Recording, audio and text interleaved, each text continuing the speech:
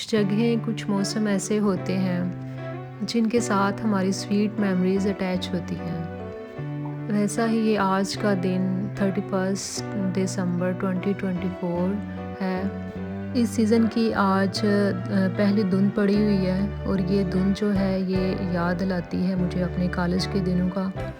College life में हम दुआएं करके ये धुंध लेते थे, क्योंकि मैं और मेरी फ्रेंड बस स्टॉप पे हम कॉलेज बस का वेट करते थे। तो वैसे तो वहाँ पे बहुत रश होता था, लेकिन जिस दिन फॉग होती थी तो वहाँ पे कोई नहीं होता था, तो हमें ऐसे लगता जैसे हमारे ही राज है पूरे स्टॉप के ऊपर, और हम फॉग को जो है फुली इंजॉय करते थे।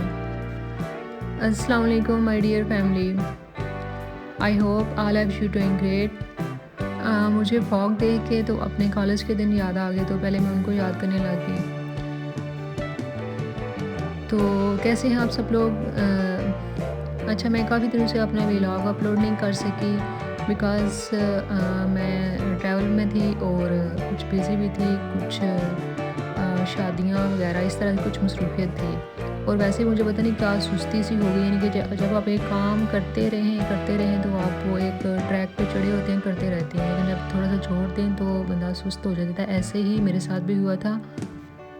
तो थैंक्स फॉर दोज पीपल जिन्हें कंसर्न था कि मैं कहाँ हूँ, मेरे व्लॉग क्यों नहीं आ रहे, और जिन्होंने मुझे जो है वो टेक्स्ट मैसेजेस भी किए और डीएम भी किए कि आपके व्लॉग किधर हैं, आप कहाँ पे गायब हैं।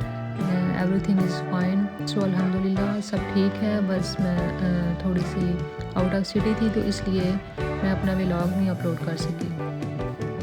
अच्छा, ये दिसंबर के लास्ट में की मैंने एक क्लिप ली हुई है, तो वो आपके साथ शेयर कर रही हूँ। तो साथ में मैं आज इस बात को डिस्कस करना चाहती हूँ, जैसा कि मैंने कितने ज़्यादा लोग के व्लॉग देखे हैं कि वो न्यू ईयर रेजोल्यूशन पे बात कर रहे हैं। तो न्यू ईयर रेजोल्यूशन पे अगर मैं अपनी ओपिनियन दूँ तो सबसे पहले जो बात है वो तो हमें जो है ना अपने माइंड में ये बात को फिक्स कर लेना चाहिए कि जो चीज़ हम सोचेंगे हमने साल में ये चीज़ करनी है, तो फिर हमने उस पर कंसिस्ट रहना है, हमने उसको करना ही है। ठीक है? तो being a woman, being a house wife, जो सबसे जो प्रायोरिटी है ना, मेन प्रायोरिटी आपकी, वो आपकी अपनी साथ होनी चाहिए, आपकी अपनी सेहत होनी चाहिए। ठीक है?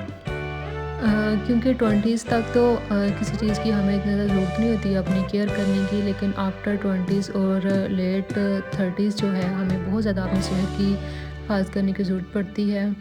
तो आपने अपना जो हार्मोनल इम्बैलेंस जो रहते हैं ख़वातीन में, बहुत ज़्यादा मसला है। और चूँकि मैं ये फ़ेस कर चुकी हूँ, मैंने बहुत ज़्यादा खुद को इग्नोर किया जॉब के चक्करों में, ना खाने का ख्याल रखा और ना ही अपनी वो कुछ चेकअप वगैरह करवाती रही, तो मैंने बहुत ज़्यादा इसका नुकसान उठाया है। तो आप लोग जो अपने 30s में हैं वो तो मस्ट जो है ना वो अपने चेकअप कराएं। समटाइम ऐसा होता है कि जब कोई मसला स्टार्ट होना शुरू होता है ना, अगर हम उसको स्टार्ट से ही पकड़ लें तो हमें उसका इतना ज़्यादा नुकसान नहीं होता, हम उसको क्योर भी कर सकते हैं मेडिसिन से या वैसे कोई एहतियाती तदाबीर करके। लेकिन हम उसको अगर इग्नोर कर दें, आंखें बंद कर लें उस मसले से, तो बाद में हमें उसकी बहुत बड़ी प्राइस पे करनी पड़ती है। तो आपने भी अपना चेकअप जो है वो ज़रूर कराना है और अपनी सेहत का जो है वो ख्याल ज़रूर रखना है। अगर आपकी सेहत अच्छी होगी तो तभी आपके घर वालों की, आपकी फैमिली की, आपके बच्चों की, जो शादीशुदा हैं या जो जॉब करें, तभी सारे काम आपकी सेहत से रिलेट करते हैं।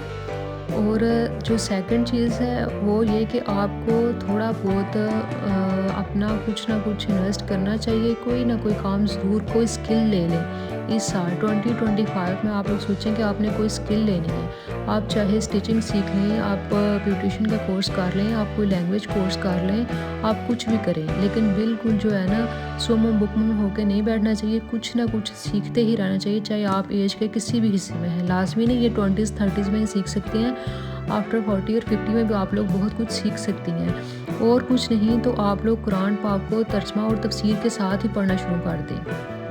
बिलीव मी, ये चीज़ मैंने खुद नोट की है कि मैंने जब से कुरान पाक को तर्जमा के साथ पढ़ना शुरू किया है, मेरे अंदर एक सुकून, एक वो जो मुतमिन हो जाता है इंसान, पता चल रहा है कि क्या है।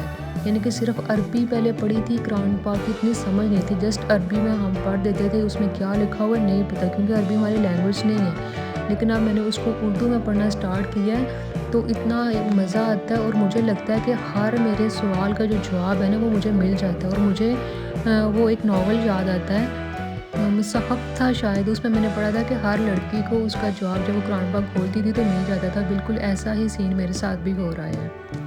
तो मैं बस यही कहना चाहूँगी कि आप बेशक माँ हैं, ठीक है, बेटी हैं, बहन हैं, जिस भी फ़ेज़ से आप लोग गुज़र रहे हैं, एक वाइफ़ हैं, आप अपनी ज़ात पे फ़ोकस करें, खुद को गुड से बेटर की तरफ लेके जाएँ। रोज़ कुछ ना कुछ सीखें, कोई भी नई स्किल सीखें, कुछ ना कुछ सीखें।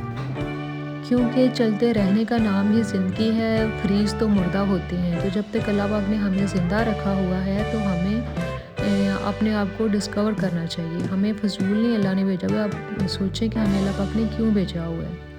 चलिए इंशाल्लाह न्यू व्लॉग में मिलूँगी। अल्लाह हाफ़िज़।